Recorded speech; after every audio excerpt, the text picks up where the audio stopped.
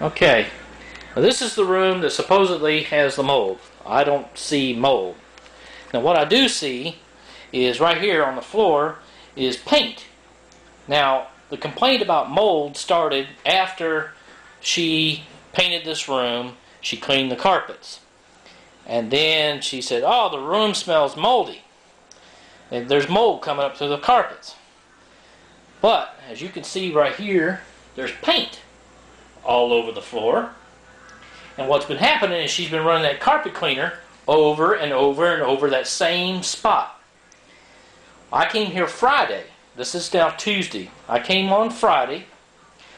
And when I came here Friday, that spot was wet. Wet to the touch. Not damp, wet. But I saw the paint, so I assumed, and I saw the carpet cleaner on Friday.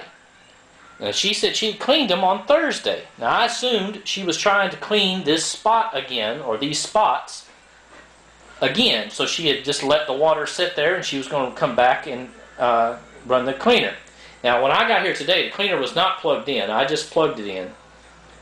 Because when I got here today being Tuesday, this spot was still wet. Wet to the touch. And so I thought, maybe I should run this cleaner. So I ran the cleaner over it and pulled up that much water on my first try. Now I haven't gone over it again. It's still a little damp. But if it had that much water in it, there's no way it could have dried, which would have caused a moldy smell.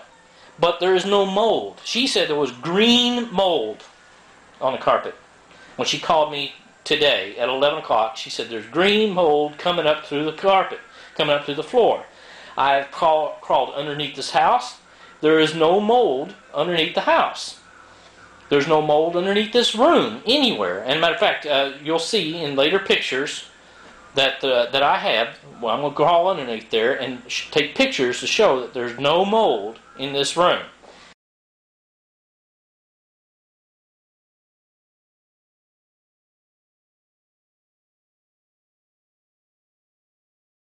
The mold is supposedly exactly where this spot is.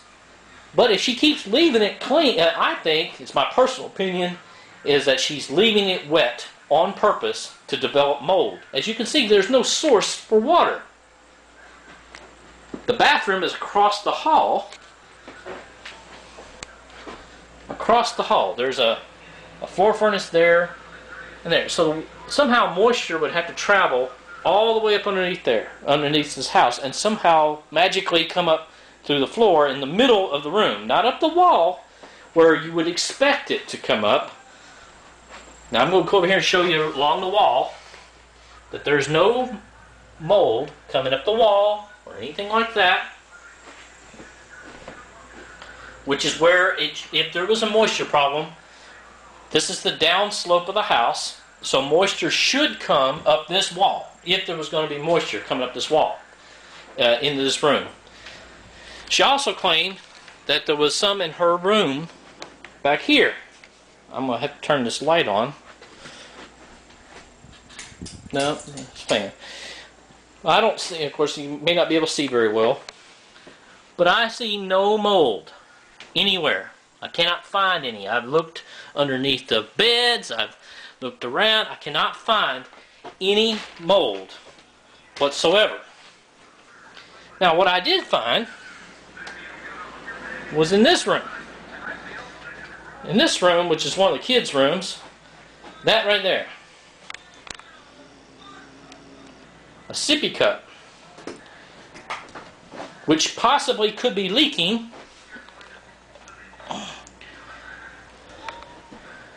with what appears to be either milk or formula in it. It appears to be formula, but it could be milk. If there's a sour, if nothing smells like mold but a leaky cup of baby formula or milk. Additionally, she claims that there's water gathering around the toilet all the time. Well, I checked that out too, and there was water around the toilet. But I could not find out where it was coming from. It was dry up in here, dry here, dry, which I don't know if you can see it, but that's the fill hose. It's dry. The handle is dry. But what I did find was that this is not a plastic shower curtain. It's a cloth. The bottom of it, damp. There was water on this side of the toilet, back in this region, all the way around to where it puddles here on this side, which is the low spot of the room. What I believe is happening, because I've flushed this toilet about 10 times and no water is gathering. No water from anywhere. It's as dry as a bone. And I've sat here since this is now 6:30. I've been almost an hour at trying to make this thing leak, and it will not gather water. Additionally, the bathtub said it was draining slow. It took me 7.5 minutes to fill it up to that silver. It took me 4 minutes to drain it. So it's not draining slow. The sink is draining slow, but I believe it has to do with something maybe being caught in the drain. However, it's not leaking. Like she claimed it was leaking. It's not leaking. But anyway, I just want you to know, I've been here and addressed these things, but I believe that the majority of the problems that are here have been of her own cause. Not something having to do with the house, but because she's not, she doesn't have a plastic shower curtain up that drains into the tub. Instead, she has the cloth curtain, which is on the outside of the tub, which would very easily account for the water gathering on the floor.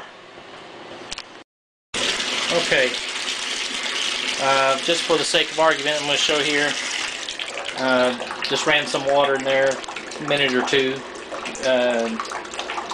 Well, actually, I'm going to run a little more water while we're doing this. I'm going to show that the sink is draining. You can see it's kind of full. Starting to drain. There we go. Starting to drain. Taking it a little while. It is a little bit of a slow drain, but it's got a lot in there. This little booger right here doesn't pop up too much. As you can see right here, it doesn't go down. It doesn't come up very much. That may be one of the reasons why it's a little slow. But you see, it does drain, even though it's a little bit slow. The batteries are getting low, so they're not going to stay on. But anyway, it's draining. I'm also going to show that the bathtub is draining. I don't know if you can hear it.